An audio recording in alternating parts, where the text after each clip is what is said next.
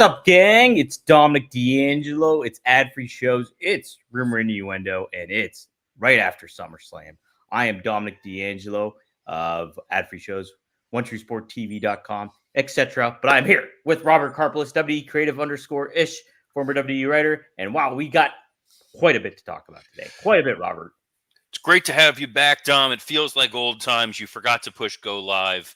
So we're already starting off with damn it, Dom, I hit the go live. You did? Now that I got access again. But it's great. First of all, thank you, Kevin Kellum, for filling in on Friday. We went extra long on Friday. That was an hour-long episode because we did a 30-minute off-the-cuff conversation about AEW Dynamite. We don't have that kind of time today, man. We got 30 minutes to pack it all in, Dom. Let's not waste a second more. Let's get right into it and start with Jelly Roll, Robert. What did you think of Jelly Roll kicking off the show? His own incorporation into the show later on with Grayson Waller and The Miz and all that stuff. And then Chokeslam and Austin Theory. Did you like that? So that Liar song is playing on a loop in my brain, much like the Wheatley American Vodka song was for a while. I'm of two minds. Number one, live didn't sound the best. But that being said, I think one of the advantages to Jelly Roll, one of the things is he's just got such an infectious personality. He's he's got a vibrant energy to him, and more importantly, because I watched him on the pre-show, he is a legitimate WWE fan, and he called out a lot of the other musical acts without saying their names, Hardy, who don't really care at all about wrestling. It's just, I'm here to promote my music. And he is one of the 4 or 5 biggest musical artists on the planet. That was not a fat joke, but he seemed enthused. His interactions in the ring with Miz and Archie, it looks like you're drinking urine. I don't know what just happened right there. That is not that kind of show, man. It's not urine, guys. Just so you know, it's not. I look, you do you. Jelly Roll did him. The chokeslam looked great, and the fact that he got up from the 5-knuckle shuffle, wow, that seemed like that was going to be a rough moment right there. But good on Jelly Roll, good on WWE for capitalizing on a major star who just is a huge WWE. I don't want to say mark because that's just a derogatory term, but an enthusiast for World Wrestling Entertainment. You were there live. How was it in the building hearing Jelly Roll? And I'm sure you were able to see him clearly, no matter where you were in the building. No matter where you were, it was yes, he was a presence. I thought it was good. The neat thing was we were up in the press box, and literally the choir that was with him, like the backup singers, they were practicing upstairs in the press box, and it sounded really good. So it was good stuff. Great, and I like that his drummer looked like Axl Rotten. Yeah, right. Sure did. He did. Okay, let's get to the show. Kicks off Liv Morgan versus Rhea Ripley. And we do get the turn from Dom. My goodness. Really well set up, I thought, too, in regards to, hey, he's pulling the chair away because he wants Rhea to earn the title and get it and not lose it. And then boom, he pulls a fast one. And Liv Morgan gets the win. And they kiss. And there's a lot of heat in Cleveland for that one. What did you think of that opening match, Robert? So it was less a match and more a vehicle for the storyline. And I think that's part of the push and pull you're going to hear throughout when talking about SummerSlam is the in-ring match work versus the execution of the story. And I think this first match, the idea that Rhea is obviously bigger and stronger than Liv, you couldn't have a straight-up wrestling match. You played into the idea that Rhea's shoulder was not 100%. The way that she's able to voluntarily pop it out, that is gross. and her yelling like it's out, and she looked like she's hurt, and then slamming it against the announce table to pop it back in. That is some John McClane style babyface work, which is, for those of you who don't know, a big thing with Vince. Back when Vince was there, he loved the John McClane style babyface. That was sort of the template a little bit for John Moxley when he was Dean Ambrose in the white undershirt and the jeans. This guy who's just going to keep coming and keep trying to fight. They needed a way to neutralize Rhea a little bit. I think that was effective. The tease with the chair the first time that Dom was trying to help Rhea I thought it was a nice touch. I know some folks didn't love that. They thought it muddied the water. They wanted a clear moment. I'm glad we didn't get a clear moment, because you wanted those little seeds of doubt, because that has consistently been what has happened with Dom when he helped Liv inadvertently win the title the first time. The fact that he's been caught in compromising positions that he seemingly did not want to be in, and then finally, when you had that kiss and you had the look on Rhea Ripley's face, I mean, kids, it didn't get better than that. Right. That's some good storytelling at that aspect. And yeah, I'm with you too. Rhea came out looking strong in it. There creates a lot of intrigue. Like even Michael Cole mentioned too, how it's like, was this the ruse all along? Was this the plan and stuff like that? So it creates a lot of questions going on. Hey, when did this actually start? And what will we hear coming up to Night on Raw, which we'll preview later on here if we have time. Next up, we had Braun Breaker versus Sami Zayn. Pretty short match, and Braun wins emphatically. What'd you think of this, Robert? 5.5 minute long match. It was decisive without being a squash, and I think that's part of why Sami Zayn is so incredible at what he does. He was extremely generous with Braun Breaker in that match. The fact that he got the early advantage, he got a little bit of offense in there at the very beginning, so that it wasn't entirely one-sided. The fact that it was Braun capitalizing on a moment. He hit that first spear. He continued. He bounced off the ropes, laid him out a second time. After Sami went for the haluva kick and Braun dodged it to show Braun was paying attention.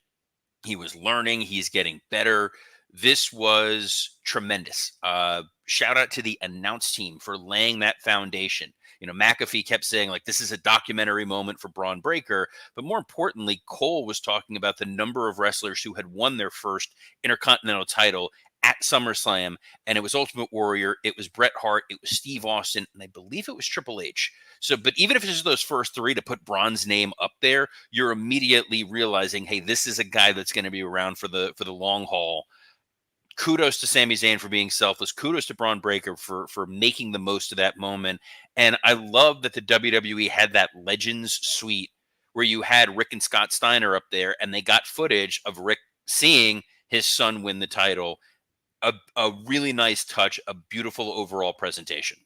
Yeah, it's funny too, because Braun during SummerSlam weekend was asked, "Hey, is your father and your uncle going to be front row ringside?" And he's like, "No, I don't plan on that." But sure enough, they're back in the press box. So it was kind of neat to kind of see all that. Not press box, but you're up in the press box with Click This's own Kevin Nash, which right. I believe you have a hand in that podcast as well, Dom. I do. Social media man for that one. Man, you are a ubiquitous presence. But I don't know what the next match is to be able to throw in ubiquitous presence. Oh, no, I know what the next one is. Yes. It's the ubiquitous Logan Paul, who had a hell of a social media weekend. Oh, he sure did, didn't he? what a build to the match here with all that. And we get LA Knight winning, overtaking the undermining of Logan Paul with his brass knuckles, and Machine Gun Kelly, the intimidating presence of Machine Gun Kelly, all there in there. And LA Knight perseveres, gets the win. This had to happen for LA Knight. And the crowd was really, really into him. I got to admit, Look, to quote Jerry Orbach from Dirty Dancing, when I'm wrong, I say I'm wrong. LA Knight knew the assignment, and that dude stepped up.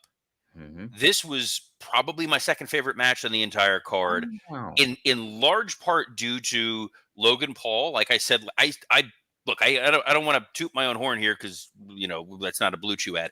But I said it was going to be a 12-minute match, and it was 12 minutes to the second. And I said this was going to be Logan Paul leading LA Knight through this. And that was kind of what you had. The inclusion of Machine Gun Kelly was perfect. It's him and Logan as this just douche bro combination. Love it. Love the story they told. Love the pre-match antics. Love the fact that Logan Paul looked genuinely deflated when he lost. And here's to you, Cleveland, for understanding the assignment and just booing the hell out of Logan Paul. Yeah, didn't matter if he's wearing Browns colors or not. He got booed. He got booed big time. And right match, right finish, right story to tell. I think LA Knight, yes, is going to transition this over to Carmelo Hayes at some point in the next couple months. But what a fun little moment and a nice payoff to him stealing the truck from Friday. Yeah, well, broke the window. Jeez. You can't have a vehicle on TV without it getting smashed in some way, shape, or form. I think it was real glass. Oh man. So that was a callback to the old Jack Perry stuff. But yeah, no, good on LA Knight, good on Logan Paul. I know Logan Paul was a little banged up after that, but hopefully we will see him back sometime soon. Dom. Yes, does great heel work. Good run for the United States title, and it'll be interesting to see if LA Knight can keep this momentum going. Somebody who stopped the momentum was Nia Jax, defeating Bayley for the title. Did this surprise you, Robert? We kind of thought maybe Bayley would continue her run, but this was it. Nia Jax is your new champ. She's the queen. She's the champ. What do you think? Yeah, not the good kind of surprise. This was the surprise. Your Instacart arrived and your ice cream has melted. So I think the execution of the finish was well done.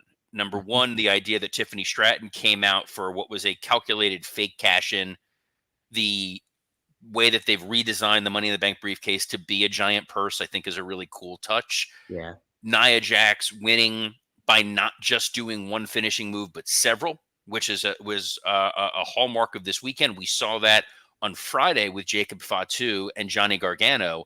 It makes the win feel more decisive. It doesn't feel like a fluke. It feels like it was earned, that it took everything that Nia had to beat Bayley.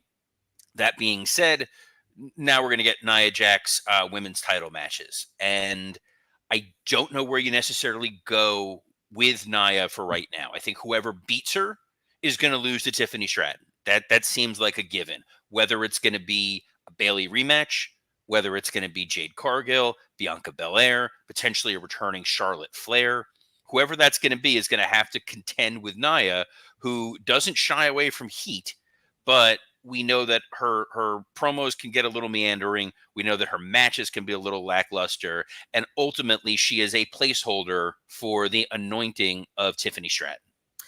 I really actually like the move of Nia becoming champion. I think it's, she establishes what the king and queen of the ring actually means for the WWE in regards to raising the stakes for it. Not only that, but she is creating, like, you want to create this dominant presence. Like, she had that coming back into it, but this really sets the tone for it moving forward, that, okay, who is going to beat her? And you do have athletes on there to complement and work with her style in a lot of ways, with Jade Cargill, Bianca Belair, Charlotte, you mentioned. And Bayley did a good job too. So I think this is really good for them to do. And I don't think Bayley was really rolling on her run as a babyface in this role. So I'm curious what they're going to do in regards to maybe kind of revitalizing her and what the plan is for her moving forward. But I think this was the right move. And I'm excited to kind of see what they kind of do with it. I'm more pro Nia than a lot of people are. I think. It's not a terrible creative decision. I think there's some interesting options. I just think the prospect of more Nia Jax singles matches doesn't get me terribly excited. But guys, if you're looking to get terribly excited, our next sponsor needs no introduction. You've seen the Edge. You've heard us talk about it a million times, and I bet there's a big part of you, pun intended, that wants to try it. What am I talking about? Blue Chew. That's right. This isn't your grandpa's blue pill. This is the one, the OG tablet for better sex. Blue Chew is a unique online service that delivers the same active ingredients as Viagra, Cialis, and Levitra, but at a fraction of the cost and in chewable form. The process is simple. Sign up at BlueChew.com, consult with one of their licensed medical providers, and once you're approved, you'll receive your prescription within days. Blue Chew tablets are made in the USA and prepared and shipped directly to your door. The best part, it's all done online. No visits to the doctor's office, no awkward conversations, and no waiting in line at the pharmacy. You can take them anytime, day or night, so you can plan ahead or be ready whenever an opportunity arises. Blue Chew wants to help you have better sex. Discover your options at BlueChew.com. You will be clamoring for these Blue Chew pills like CM Punk fighting for a friendship bracelet. Blue Chew wants the entire country rock hard. They told me that's the mission. They will not stop until every man is bricked up like a brick house, till every tent is pitched, till every rod is raised. Discover your options at BlueChew.com, and we've got a special deal for our listeners. Try Blue Chew free when you use our promo code RUMOR. At checkout, just pay $5 shipping. That's BlueChew.com, promo code RUMOR to receive your first month free. Visit BlueChew.com for more details and important safety information. And we thank Blue Chew for sponsoring this episode of Rumor and Innuendo. Thank you, Blue Chew. Hey, thank you, Tony Gong, too. The Martin Riggs from Lethal Weapon. That's dislocated shoulder thing. That's what it was. I remember. Thank you. Yeah. Okay, carrying on. You just mentioned it, CM Punk. We mentioned Riggs, and then there's Murtaugh, the guy who's getting too old for this. We can't use the word, but you know what it is. Old, tired, and dealing with children. We got CM Punk taking on Drew McIntyre. Special guest referee Seth Rollins. Lots going on in the text group that we had with Working Stiff during this match. What did you think, Robert? All right. I'm a big Drew McIntyre guy. I consider Drew a friend. The build to this match for almost an entire year was a masterclass. The way that they used promos, the way that they used social media, the way that they used every opportunity possible to tell this weaved work shoot of a story. Masterful. That being said, this missed the mark it's the most polite way I can put this. This was a beach ball thrown in the air and you still swung and missed badly. The inclusion of Seth Rollins, I was concerned about it before. I was probably understating how concerned I should have been about Seth Rollins' participation in this match. He made way too much of this about him. He took away from what was a simple two dudes beating the hell out of each other kind of feel. We had it with Logan Paul and LA Knight before. We had it, and we'll get to, with Gunther and Damian Priest. When these two were fighting each other with the hockey punches at the beginning, I go, okay, this is all it needs to be. Punches, kicks, wild and crazy match. When they moved to the outside pretty early on in the match and Drew picked Punk up to swing him into the announce table, the crowd first started chanting, "We want tables," and then started doing the Seth Rollins music, his chant. So that's when I realized, oh, this audience is not taking this ride the way that they want them to.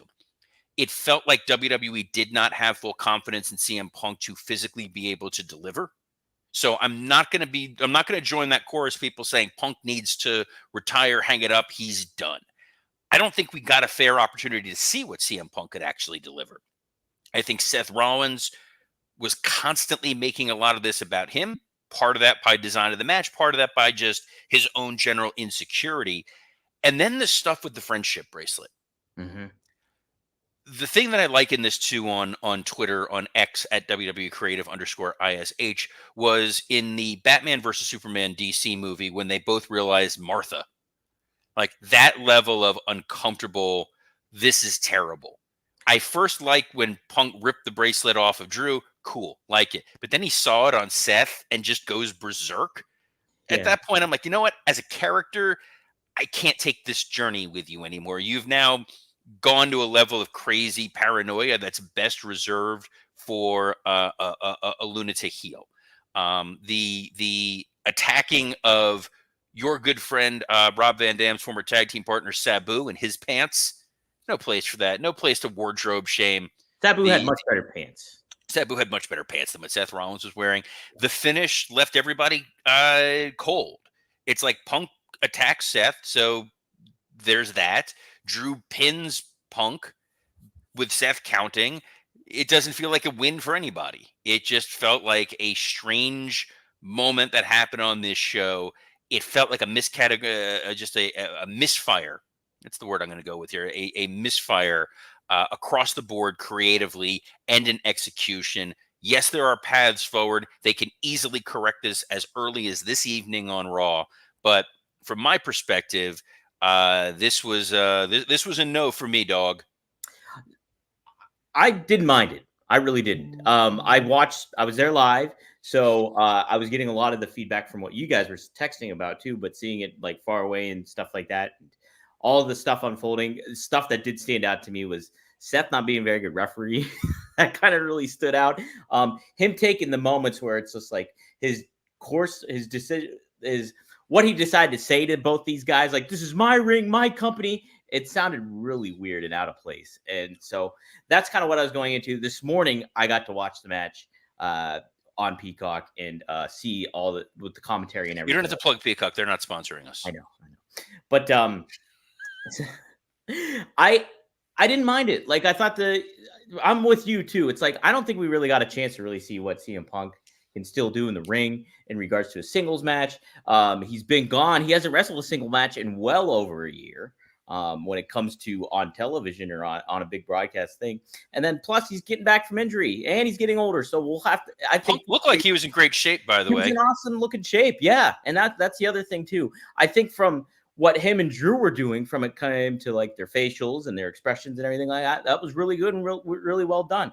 I think this could at minimum be just a little bit of a speed bump, but I didn't think the match was, it told a story and I was okay with it. And the bracelet was kind of whatever, but it's furthering things along. And I think we'll get more from Drew. Drew kissing the bracelet at the end, I think kind of raised the stakes a little bit more. His menace was very good, I thought. So I told people on Friday you were going to be disappointed at the end of this match. I didn't anticipate it was going to be this level of disappointment. So I think that's where I was already going in with lowered expectations. They managed to skate underneath that, and that was kind of a disappointment. And just to refresh here, there's a great comment from the wrestling old head who said Seth Rollins was reffing like an AEW match. Sure. Next up was I just found my notes from SummerSlam. That's amazing. Hey. I didn't realize I had him up because I had done the Patreon for Working Stiff with Scott Chaplin, plug for that. And that got posted where we went in depth, in great detail on SummerSlam. But next up was Gunther versus Damian Priest, which I don't know about you, Dom. This was my favorite match of the night. I agree. Mine too. I think from what they did in the ring and also from what unfolded, I thought was really well done. What did you really like about this match, Robert? There was an intensity from the moment go. When this thing first started, these guys were very safely and very securely working stiff. Hey, no, I didn't mean to do that. It just happened to be the way it was. It felt like there was a real intensity. It felt like the crowd for the first time was truly accepting Priest as a full-on babyface, and I loved that. I loved that Gunther was wrestling his style of match. The moment that Finn Balor appeared, I was a little disappointed. I talked about this on Friday in the pre-show. I had thought we were going to see the Finn Balor turn at Bash in Berlin, that you could have had Gunther win clean and Priest demand a rematch, and at the rematch have Finn Balor turn on Damian Priest. They may have been a little premature on that.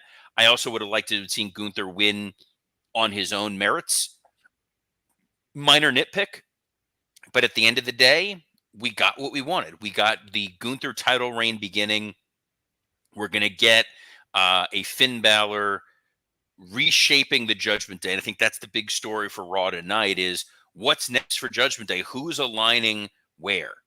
There was a little, segment earlier in that show with Priest looking for Dom. He's like, where's that little prick? Like he's fired up and angry. And guys, if you have a little, nope, sorry, wrong. We're not doing that. We already did that. We're good. Force a habit. So it's like, okay, who's going to align where? By putting the tag titles with JD and Finn, obviously those two are married to each other. We don't know if Dom is siding with Finn or if he's siding with Priest. We don't know where Rhea is going to be at with all this. We don't know if Carlito remembered that he's at TV this week. A lot of interesting stories coming off of this and a lot of strong challengers for Gunther going into Bash in Berlin. Yeah, I'm with you. I think this was my favorite match of the night. And I think really what was cool about it. And I understand maybe the criticism of Gunther, like, hey, let's put him in the spotlight and make it about him. I think we're still going to get that. And I think that's what Bash Berlin's going to really be is like a big welcoming party almost for him when it comes to that and establishing him as a champion. But I liked Priest gets screwed over by Finn. He gets put in the sleeper. And then he escapes it, powers out of it like a big time baby face, but immediately goes after Finn. Like, this is all his focus was, and he gets caught again, and that's how he loses. I thought the finish was awesome. And I'm excited to kind of see where Judgment Day is going to go. I would almost like to see it happen. Everybody basically secedes from Priest and Rhea, with the exception of Carlito. Carlito is the one who stays loyal. I think that'd be interesting.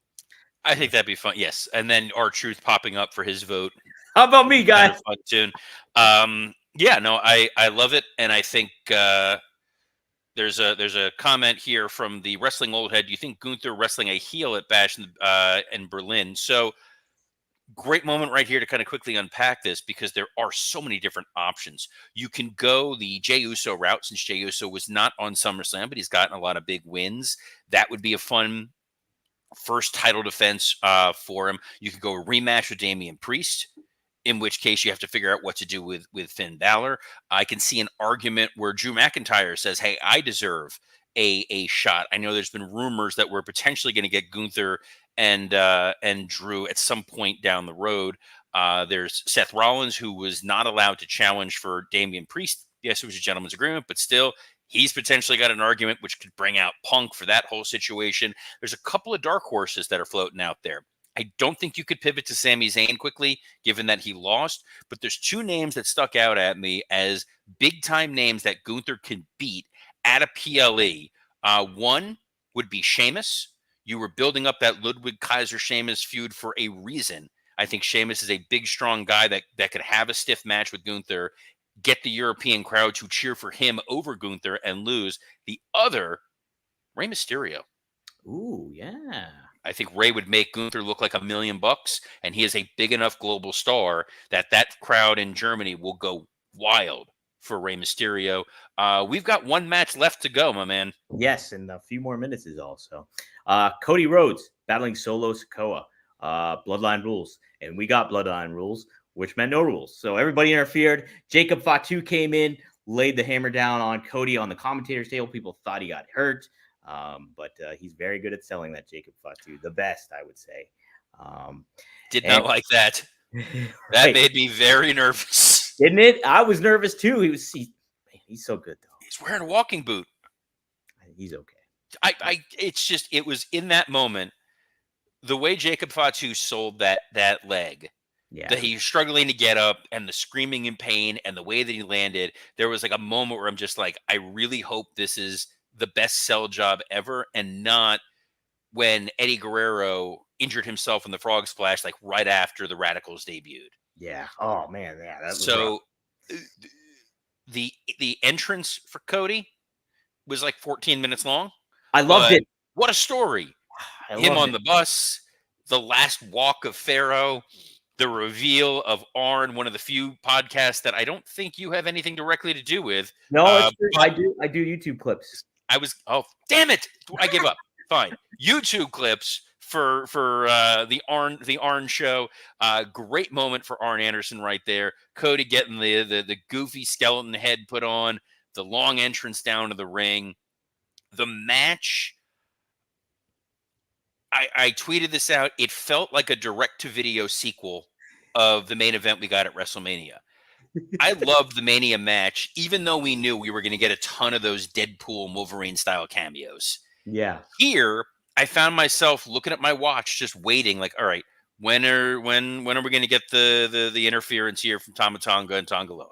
When are we going to get Kevin Owens? Like, you kind of knew as it was building and building and building. And then in the end, the Roman Reigns reveal, I didn't love the physicality of Roman. I would not have, I proffered before, I would like Jimmy Uso to be in that spot, and then he goes up to the ramp and you reveal Roman. I would not have given away Roman Reigns laying out Solo Sikoa. Yeah, that was something that you could have slow jerked a lot. And I was really with you on your thought about, hey, make it Jimmy or even make it Jay or somebody like that to kind of, boom, get things cooking a little bit again and create some intrigue. When is Roman coming back? Things like that. And it would have had him appear, but not show. I mean, you still got the moments, you got the emotion. Roman is definitely the A1 babyface, so that's going to be really interesting to see how that works. With Roman as the clear babyface, with Cody as sort of like the number 2 guy, even though he's the champ. There'll be a lot of intrigue. I think there's going to be a lot of fun that we're going to see going forward. overall, I would imagine that the crowd went home really happy. And we're going to go home really happy here because I'm going to let Mr. Dominic D'Angelo plug the 1,000,001 shows that apparently he has his hand in. Dom, take it away. Yes, one of a kind with RVD. We're doing a best of RVDology today. So, because Rob and I were both there at SummerSlam weekend, so we did not have a chance to record. So we're doing a best of RVDology that you can tune into, get a little insight, dropping today at 4:20 p.m. Eastern Standard Time. Get ready for a new episode 2 of Straight Talk with the Boss, Gagne and Magnum. We're recording that this Thursday. Tune in live, and then the episode drops live. As far as everything else, I got some interviews set up for OneTrueSportTV.com. Jade Cargill, Drew McIntyre, Braun Breaker, and Gunther. I all interviewed during this weekend. So be on the lookout for that. Go to OneTrueSportTV.com. So, Robert, you mentioned it, working stiff. You guys gave some great insight. I liked it. I liked both the Patreon and the regular. Yeah, episode. working stiff with myself and Scott Chaplin was a hell of a lot of fun this past week. We for the Patreon, we did get into the instant reactions to SummerSlam, but this Friday, we know, give it a couple days. Let's see what the roadmap looks like after Raw. So we'll take the temperature of what the WWE is looking like right now, as well as all things AEW, as their 5th anniversary is coming up. But tomorrow, Rumor and Innuendo, noon Eastern, we're going to be talking the Monday Night Raw tonight that airs on Sci-Fi. The debut of the Wyatt Six in ring, the coronation of Gunther, the dissolution of Judgment Day, and beginning the countdown until Michael Cole leaves for SmackDown. And Joe Tessitore takes over for Monday Night Raw. So that's going to be a hell of a lot of fun. You can catch us on a plethora of platforms, including the WWE Creative _ish X account, the SE Scoops X account, and on YouTube today. Rumor and Innuendo, Working Stiff, and ad-free shows. Jarrett back down. He knew his place. We are streaming across the board. So on behalf of the greatest reporter that was in Cleveland, Ohio, Mr. Dominic D'Angelo, I'm Robert Karpolis. Best of luck in your future endeavors. I'm not drinking my pee, guys.